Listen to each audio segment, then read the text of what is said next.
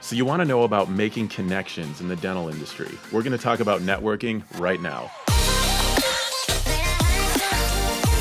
Welcome back. It's great to see everybody. This is seriously a great question that came through in one of the comment sections of a recent video. Is it important to network even while you're in dental school in the area that you want to practice? And if it is important, how do you go about networking? This really hit close to home for me because I actually did a lot of networking while I was in dental school, and I think it's part of the reason I was able to buy a practice 1 year out. When I started dental school, I knew for sure that I wanted to be a practice owner as soon as I could, and I had no idea what that looked like. I had no idea how to get into it. And through like a family friend, I actually connected with a practice broker.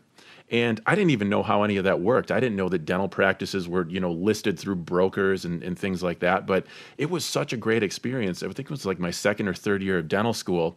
I was actually able to sit down with this practice broker and talk to them and just learn about, what it takes to buy a dental practice. Obviously, as a third year dental student, I'm not ready to buy a practice that they have for sale, but it was still really helpful to kind of learn about the process, learn about the things that I needed to do if I wanted to buy a dental practice. If you don't know a practice broker right offhand, you can actually look in the classified section of your state's dental association's journal. So in my case, it's Michigan Dental Association. And there are always a few pages of classified ads, and they have practices for sale. And what you'll notice with those classified ads is a lot of the practices have the same contact number. They're listed by, the same broker. And so if you see that pattern, you see that there are brokers, it's, so-and-so practice transitions or something like that. Just call that number or look up the company, find out, who they are, what they're about. If they broker dental practices, honestly, I would not be shy to cold call them as a student and just say, hey, my name's Adam. I'm a third year dental student, and I know I'm going to want to buy a practice as soon as I can in this area. Would it be out of the question for me to buy you lunch sometime or come by the office and kind of, see what you guys do? Most of the time, they're going to be fairly receptive to that. Now, in my case, they were nice. They didn't really take me seriously because I was, just this student. And I think, just like anything else, I can't buy a practice. And so their energy is going to be more on their potential clients.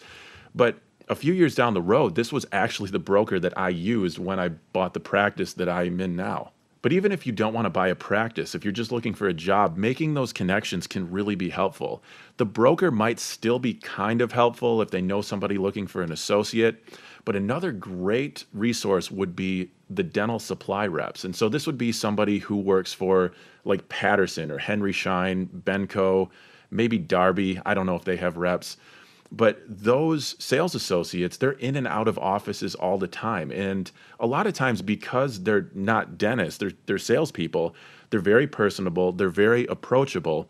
And in my experience as a student, they were really receptive to kind of networking and making that connection. I actually ended up taking over some charts from a practice near me that the dentist retired and the patients had nowhere to go. And I was able to get all of those charts in my office and treat a lot of those patients.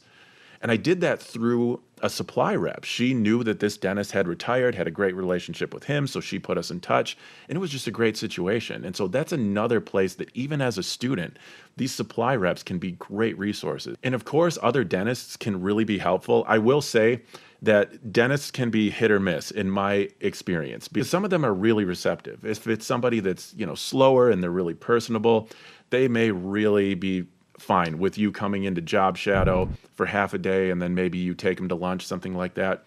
There are going to be other dentists where you call the office and they just never call you back. And that is just the nature of the game. Some dentists are really nice and accommodating. Others of us can be jerks. And that's just real life. Because when I was a student, every time I tried to make a network opportunity, it was almost like life or death. I really had my heart set on, hey, I really want to connect with this guy. I want him to hire me as an associate. In reality, networking is a numbers game. If you try, to connect with 50 contacts out there, maybe one or two of those will turn into something decent, a halfway decent relationship. But the thing is, you don't need all those 50. You only need one or two. And that's something that I would tell myself back then. If I had a bad experience networking with a dentist, which I certainly did, in looking back, I had some horrible experiences networking. I went to dinner with a broker that was just awful. He treated the waitress just like garbage. He threw a contract in front of me that he wanted me to sign right then and there. It was a really bad experience. And I look back at that as, it's a numbers game. That was a bad experience. I also looked at associating at an office that, again, I met this dentist and it was very clear that's not something that I wanted to be involved with. You're going to find that if you start networking. There are going to be good connections you make. There are going to be connections where it goes nowhere, and that's okay. If you are looking for the typical career path of a practice owner where you do a private practice associateship into buying a practice, I would definitely get in touch with a broker as soon as you can, even multiple brokers, because they're going to call you as soon as you graduate and say, I have this practice, would you like to look at it? And you can start that process. And then as far as finding a job, as many connections you can make, the more the better. One thing that I did not think of at the time, but I would definitely do now, would be to connect with specialists, because the specialists are going to be less likely to see you as competition, and they're probably going to be a little bit nicer to you, because if you come to the area to practice, they're going to be really happy to get your referrals. And so you could maybe take an endodontist to lunch or an orthodontist, something like that, because they're going to know which general dentists might need an associate or which ones might be retiring soon, and those can be great connections to make as well. If you're less concerned about finding a private associateship and you're thinking more about, say, public health like I did, you could call those clinics. So even as a 3rd and 4th year dental student, if you're home on break and you want to work in that area, they might be fine with you coming into job shadow or maybe even meeting the dental director of the clinic. A lot of times these relationships are set pretty far into the future. Public health clinics have a lot of turnover. There are a lot of dentists that were, like me, they worked for a year and then bought a practice, or worked for 2 years and, move out of state, something like that. So there's a lot of turnover happening. And if public health is what you want to do, you may be able to line up a job that, even as early as your 4th year of dental school, that when you finish out the year, somebody's retiring in that clinic and you're going to take their position. And as far as networking goes, I would tell myself that the goal needs to be making the connection and really nothing else. If a job comes out of it or you find a practice to buy, that's kind of a bonus. But really, if you focus on making the connections and just kind of let everything else be what it is, it's going to be a better situation. When I went into somewhere, expecting a job offer or something like that, sometimes that can lead to some disappointment. Number one, if the dentist that you're shadowing gets the sense that you are expecting a job offer from them, it just kind of makes that relationship weird. And then number two, if you don't get a job offer, then you might feel like you wasted your time, when in reality, it's practice talking to dentists.